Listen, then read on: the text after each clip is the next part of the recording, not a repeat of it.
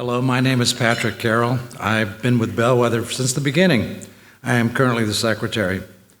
I take a lot of pleasure in being able to introduce Jim Francis as a Bellwether in 2017. He joined Mayo Clinic in 1999. He's currently Division Chair in Supply Chain Management and Assistant Treasurer of the organization. Before that, he worked with BJC Healthcare in St. Louis and Corporate Director of Services at Christian Health Services in St. Louis. He was a recipient of an Up-and-Comer Award for Modern Healthcare in 1992, and he participated in the Appalachian Service Project for 3 years. The kids assigned him a code name, Daddy Jim Jigglypuff.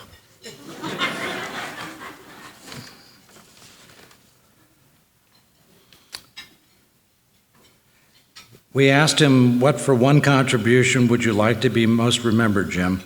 And he said that I made a contribution in someone's life, a difference of friends and colleagues, employees, and most importantly, our patients. Jim, you certainly have. Jim Francis.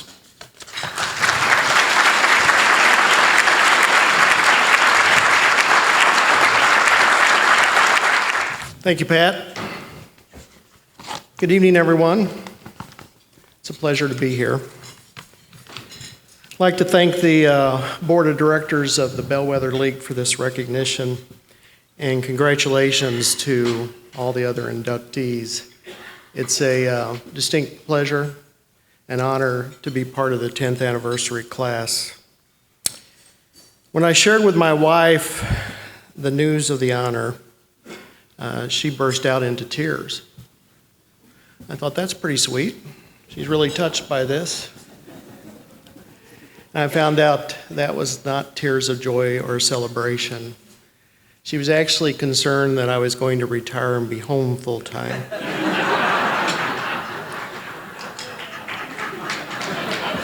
It's a true story. She wasn't having anything to do with the whole twice the man, half the salary phase of.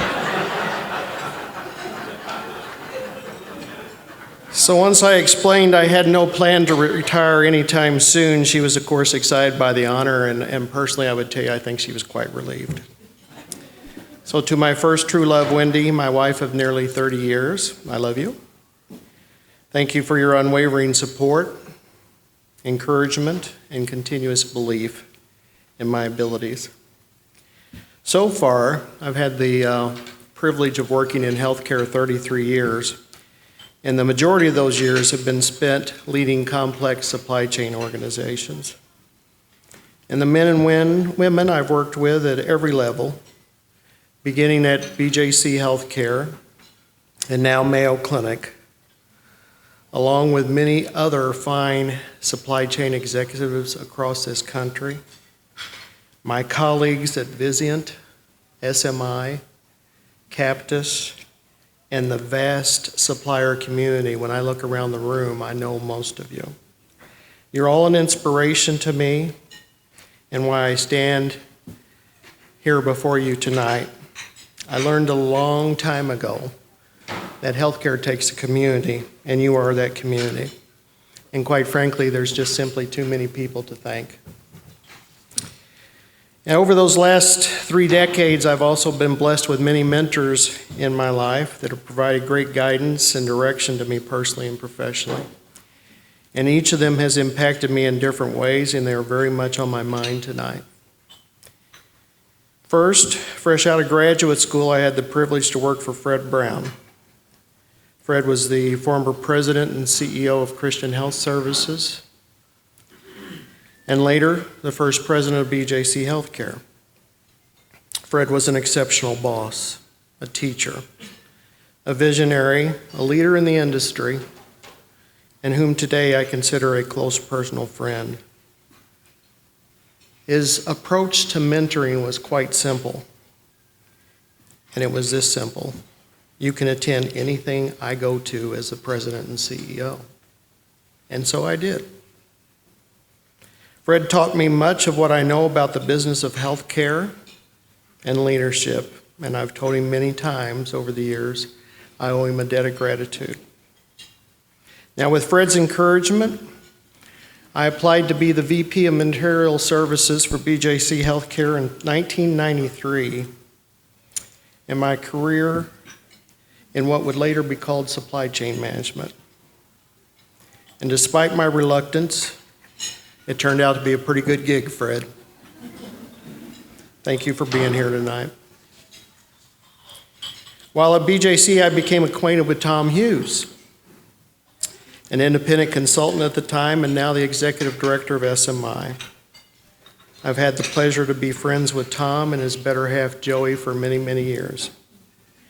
And also a visionary, Tom has provided me with invaluable insight and strategy into the world of supply chain. It was Tom who dropped the hint that Mayo Clinic was looking for a new leader. So Mayo Clinic colleagues, if you need anybody to blame, that's the man. I wasn't looking to make a move, but after a series of interviews, I found myself moving to Minnesota. Why the Mayo brothers couldn't settle in San Diego, I'm just not sure. Tom continues to be here for wickedly good advice, his fair share of ideas.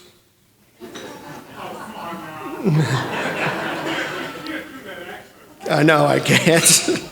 Counsel and encouragement and an occasional kick in the pants that only Tom can deliver in his gentle Bostonian way. Thank you for being here tonight, Tom. I've also had a few at Mayo Clinic, mostly CFOs. First, Jeff Bolton, who's now the Chief Administrative Officer, and Kedrick Atkins, who's the CFO. Each of them have allowed me the independence to run the supply chain in the manner that I deemed best for the organization. And I didn't take that lightly, but their support has really provided the foundation to build even a better supply chain at Mayo Clinic. Now, as the saying goes, you're only as good as the people you surround yourself with. My colleagues in Mayo Supply Chain Division are a great team.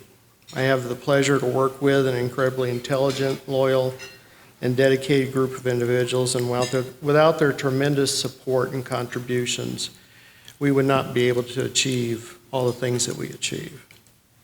Your support of me personally and of our division has and continues to mean more than I can express, and I thank you all for that. Just a few of the 700 people in supply chain management at Mayo Clinic are here tonight, including my administrative assistant who's been with me for 17 years, Mary Larson, who has kept our ship and me running smoothly for many years.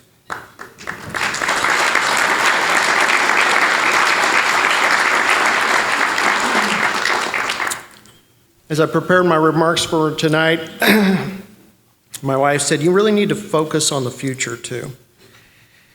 Now, I don't know about the rest of you, but I find myself the past few years doing a lot of mentoring to friends of my daughter in particular. Samantha, my second true love in my life, just recently graduated from the University of Wisconsin in Madison in May of this year.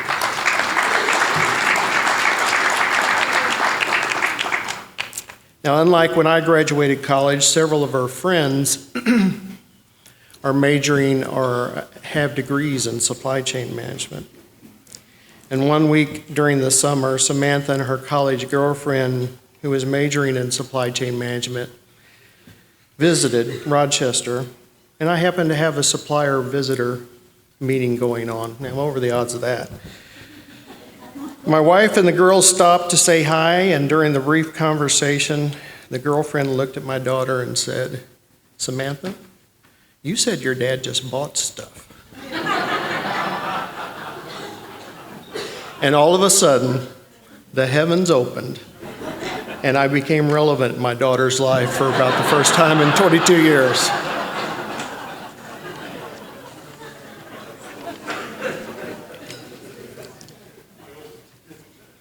Now, I can't tell you definitely where the future of supply chain is headed, but I can tell you this next generation is educated, they're well-informed, they're global in their thinking, they're excited to take it all on, and unlike me, when I left college, they already know how to operate a computer. They are the future and ours to mentor. I've been immensely blessed in this life. I've learned that from every stressor provides an opportunity for a different, if not better, approach. Education is a continuous event in this industry. Trust is hard to earn and easily lost. And integrity is something you can never compromise. For me, faith, family, and work are what make me smile. In the words of William J. Mayo, one of the founding doctors of Mayo, as I look back on these men and women who influenced me so greatly, I realize that their influence lay not in their craftsmanship, but in the high qualities of mind. How incredibly fortunate I have been. Thank you all very much.